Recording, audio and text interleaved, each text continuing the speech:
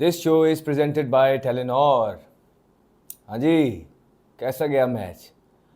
अब क्वेटा की थोड़ी सी बैटिंग बॉलिंग दोनों की बात करते हैं। देखिए, क्वेटा हैविली रिलाय करता है अपने फॉरेनर्स पे। फिल एलन पे साइफर्ट थे जिसको आज उन्होंने ड्रॉप कर दिया।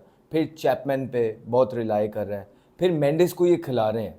ठीक है, अगर आप ये सारों की परफॉर्मेंस देखेंगे, चैपमैन की, मेंडिस की, और आप उसकी भी, इवन रोसो की भी परफॉर्मेंस देखेंगे और एलन की, तो कोई भी खातिर ख्वाह परफॉर्मेंस नहीं है। लेकिन आज क्या हुआ, आज स्टार्ट मिल गया।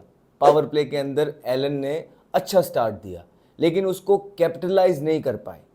सर्कल के अंदर तो एक बड़ा ज़बरदस्त डिसेंट स्कोर था, लेकिन जैसे ही एलन आउट हुए हैं, रोसो आए, रोसो ने भी कुछ आज अच्छे शॉट लगाए। जैसे ही स्पिनर इंट्रोड्यूस कराए हैं पेशावर जल्मी ने, तो वो ब्रेक लग गई। रोसो भी वहाँ पे फंसे नज़र आए, सऊद शकील भी वहाँ फंसे नज़र आए। और उसके बाद जब उस तरह की बाउंड्रीज नहीं निकल रही थी, फिर उसके बाद फिर ये होता है बड़ा शॉट इंसान मारने जाता है। तो रोसो और साउद दोनों ने जो शॉट, जो जो शॉट वो पिक किया अगेंस्ट साइम अयूब, वो ऑन नहीं था। पहले तो बोल्ड हो गए, जो है रोसो, सीधा बॉल था, ब्रेक नहीं हो रहा था, आई थिंक सामने जाना चाहिए था। फिर उससे सीखे नहीं सऊद शकील, एक शॉट लग गई है, एक बंदा आउट हो गया है। उसके बाद फिर उन्होंने भी वही शॉट मारी। तो यहाँ पे जब विकटें गिरी बीच के अंदर, साइम अयूब ने विकटें लेके दी, तो स्कोर थोड़ा सा पुल ऑफ हुआ। ठीक, उसके बाद मेंडिस आए, एक पार्टनरशिप लगी, मेंडिस ने लगाई, लेकिन जो फिनिश चैपमैन और मेंडिस दोनों चाह रहे थे वो नहीं हुआ। और क्रेडिट जाता है यहाँ पे, एक तो इनसे दोनों से खेला भी नहीं जा रहा, चैपमैन से भी और मेंडिस से भी। क्रेडिट जाता है पेशावर जल्मी की बॉलिंग को भी, कि एंड के अंदर स्पेशली एक तो स्पिनर्स ने, सुफियान ने भी अच्छी बॉलिंग की है और साइम अयूब ने भी ज़बरदस्त बॉलिंग की है। लेकिन जो जो डेथ ओवर्स थे, वो वुड ने बहुत ज़बरदस्त बॉलिंग की है अलजारी जोसेफ के साथ मिलके। देखिए, सारे फॉरेनर्स ही हमें परफॉर्मेंस करते हुए नज़र आ रहे हैं। और एक दफ़ा फिर अलजारी जोसेफ ने एक्सपीरियंस अपना शो किया। वाइड यॉर्कर जो हमें अभी तक पूरे टूर्नामेंट में देखने को नहीं मिले हैं, वो अलजारी ने आज एग्जीक्यूट किए हैं। दे पिच पे घास भी था, रिवर्स भी नहीं हो रहा था, लेकिन एटलीस्ट वो ट्राई कर रहे थे और जो काम आया। तो यही वजह है कि उनको उन्होंने 178 पे रिस्ट्रिक्ट किया। मेरे ख्याल से कि जिस तरह का स्टार्ट मिला था क्वेटा ग्लैडिएटर्स को, उनको कम से कम 210 स्कोर करना चाहिए था। ठीक है, 200 प्लस स्कोर करना ही चाहिए था, लेकिन देवर शॉट 178 शॉट। सोने पे सुहागा ये हुआ कि पेशावर जल्मी से वो भी चेज नहीं हुआ। ऑलरेडी अपनी बॉलिंग की वजह से जो है वो शॉट चल रहे थे, लेकिन उसके बाद जो है बिल्कुल भी वो चेज नहीं हुआ। पहले साइम अयूब चलते बने, ठीक है, एक ऑर्डिनरी सा शॉट उन्होंने एक दफ़ा फिर खेला है। भाई कब परफॉर्मेंसेस करेंगे, कब आप परफॉर्मेंसेस करेंगे? ये टाइम चला जाएगा जो आपकी हाइप बनी हुई है। आपकी हाइप इसलिए बनी हुई है क्योंकि यंगस्टर्स की ज़रूरत है और आपने पोटेंशियल शो की है। 25 फेलियर्स के बाद आपने 2-3 अच्छी इनिंग्स खेली, पूरे पाकिस्तान ने आपको सपोर्ट किया, हमने भी आपको सपोर्ट किया, लेकिन you also have to live up to expectations. जिस तरह के आप शॉट मार रहे हैं, बड़ा कैजुअल खेल रहे हैं आप। ये जितना ये जो हाइप है ना, ये 2 मिनट लगते हैं नीचे आने में, ये आप याद, आपको मशवरा है। और एक आधी इनिंग आपकी इस तरह की हो गई तो फिर आप फिर वही अंडर प्रेशर होंगे जिस तरह पहले 25 मैचों में थे। ये जो हनीमून पीरियड है ये ख़त्म हो जाएगा बड़ी जल्दी।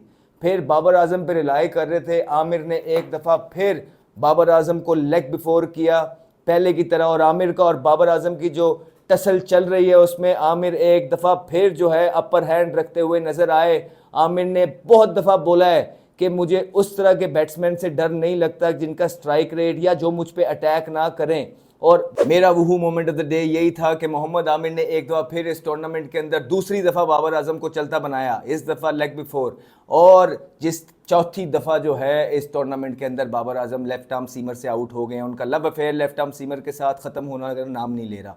तो मेरा वहू मोमेंट ऑफ द डे यही है। आप लोगों का वहू मोमेंट ऑफ द डे क्या है, नीचे कमेंट्स में बताइए। और बाबर आजम जो है कुछ इसी तरह खेलते रहे हैं, इसी परफॉर्मेंस के साथ खेल रहे हैं। 46 भी जो उन्होंने किया, उसके बाद उन्होंने 50 भी जो किया, वो कोई इतनी फ्लुएंट इनिंग्स जो थी वो थी नहीं। ठीक है, 41 बॉलों पे 46 करना, उसके बाद 50 भी जो है जो उन्होंने किया, वो फ्लुएंट इनिंग्स बिल्कुल उनकी नज़र आई नहीं है। और आज एक दफ़ा फिर जो है अर्ली आमिर ने उनको पवेलियन के अंदर भेजा आमिर जो एक बड़े ज़बरदस्त एक्सपीरियंस बॉलर हैं, बाबर आजम के जो लव अफेयर चल रहा है लेफ्ट आर्म सीमर्स के साथ इस पूरी पीएसएल के अंदर, उनका स्ट्राइक रेट देख लीजिए, उनकी एवरेज देख लीजिए, उन जिस तरह वो डिसमिस हो रहे हैं, उनके डिसमिसल होने का तरीका देख लीजिए। इवन जो उन्होंने 50 भी किया वो भी बिल्कुल एक स्ट्रगलिंग 50 जिसे कहते हैं देखने को मिला। लेकिन क्योंकि हमने सपोर्ट करनी है, हमने बहुत तारीफ़ की, हमने कहा कि नहीं ठीक है फॉर्म में आएंगे आएंगे, करना पड़ता है, कॉन्फिडेंस देना पड़ता है आपको कभी कभार, क्योंकि ये लीग क्रिकेट है, हमारा इससे कोई लेना देना नहीं है, हमारा लेना देना है पाकिस्तान के साथ। हम ये चाहते हैं कि यार ठीक है भाई सारे खेलें, परफॉर्मेंस करके आएँ, लेकिन जिस टच के अंदर ये नज़र आ रहे हैं, जिस तरह इनके स्ट्राइक रेट हैं, बिल्कुल टच के अंदर नहीं है। आज फिर मार्का मारा मोहम्मद आमिर ने, जो एक टसल बाबर और आमिर की चल रही है, जो बयानबाजी आमिर ने की है, आमिर बिल्कुल उसके अपनी बातों पे प्रूव करते हुए कि क्यों वो ये सारी बातें कहते हैं और क्यों इतने एक्सपीरियंस हैं। आमिर का हाथ ऊपर है, आमिर का अपर हैंड है, एक्सपीरियंस शो कर रहे हैं। पहले बाउंसर करके हेलमेट पे बॉल मारा और थोड़े से तारे दिखाए होंगे, तारे तो हल्के बहुत नज़र आ ही जाते हैं, आंखें बंद होती हैं। बाबर आजम के हेलमेट पे बॉल मारा, वहाँ उन्हें शेक किया, उनका कॉन्फिडेंस शेक हुआ नज़र हुआ। उसके बाद लेंथ बॉल अंदर लेके आए, जहां बाबर आजम बार बार पैडों पे खा रहे हैं, एक दफ़ा फिर उन्होंने लेंथ बॉल पैड पे खाया और अंपायर ने अपनी उंगली खड़ी की, और जैसे बाबर आजम के आउट होने के साथ साथ पेशावर ज़ल्मी की पूरी टीम की जिस तरह उम्मीद है वो भी दम तोड़ गई हो। तो ये इस तरह नहीं है, हारिस हैं जो कि आते साथ ही जो है उन्होंने थोड़ा सा फ्लेयर दिखाया, मोहम्मद आमिर पे अटैक किया। यही है हमारा यंग टैलेंट, इसी तरह की क्रिकेट की ज़रूरत है और सीखना चाहिए हमारे सीनियर्स को। जिस तरह की रिजवान इनिंगें खेल रहे हैं यार, अभी रिजवान जिस तरह की इनिंगें खेल रहे हैं पिछले मैच में भी, तो इस तरह तो आप क्या बच्चों के साथ आप इस तरह कम बैक करेंगे, चीज़ें करेंगे। मुल्तान सुल्तान को वो बॉटम पे ले गए और उसमें बहुत बड़ा हाथ कप्तान की कप्तानी है और उनकी इनिंग्स हैं जो वो मुल्तान सुल्तान की तरफ से खेल रहे हैं। फिर पोस्ट मैच सेरेमनी में आके भी टूर्नामेंट ख़त्म भी नहीं हुआ है, पूरी टीम की बुराइयां कर गए, पूरी टीम को आड़े हाथों लिया, पूरी टीम की गलतियां बताई मुल्तान सुल्तान ने, लेकिन एक दफ़ा ये नहीं कहा कि मैं स्लो खेल रहा हूँ, एक दफ़ा नहीं कहा। तो उस टीम ने जिसने भी खेलना है, अभी चंद मैचेस पड़े हैं, वो उसमें ड्रेसिंग रूम में आपकी क्या इज्जत रह जाएगी जब आप अपने प्लेयर्स को सोल्ड आउट कर देंगे। और इसी तरह अब दो टीमें एक साथ आके खड़ी हो गई हैं। इस लॉस के बाद पेशावर ज़ल्मी जो है बिल्कुल, पहले मुल्तान सुल्तान टॉप कर रही है लेकिन नीचे से, उसके बाद जो पेशावर वो भी टॉप कर रही है लेकिन नीचे से। दो राम लखन मिल गए हैं, एक बिल्कुल बॉटम पे चला गया है, एक उससे थोड़ा सा ऊपर, और लग कुछ ऐसा ही रहा है कि अगले एक आधा मैच अगर पेशावर ज़ल्मी और हार गया तो उनका भी जो काम है वो तमाम हो जाएगा। देखते हैं क्या होगा, लेकिन बहुत क्रेडिट जाता है क्वेटा ग्लैडिएटर की बॉलिंग को।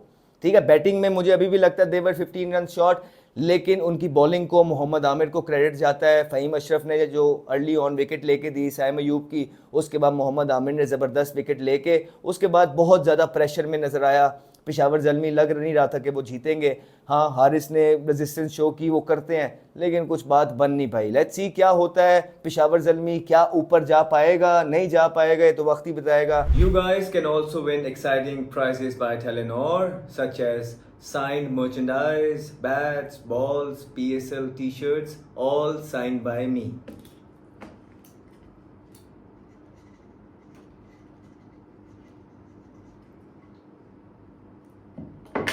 और इस कॉन्टेस्ट में शामिल होने के लिए सिंपली आप इस वीडियो के डिस्क्रिप्शन और कमेंट में जाइए, उसको क्लिक करिए, पार्टिसिपेट कीजिए और अपनी प्रेडिक्शन दीजिए। और हाँ, अगर आप टेलीनॉर यूज़र नहीं हैं तो आप अभी माई टेलीनॉर ऐप डाउनलोड कर सकते हैं और एज अ गेस्ट इस कॉन्टेस्ट को एंजॉय कर सकते हैं।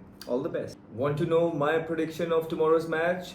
You guys can find it exclusively on my Telenor app.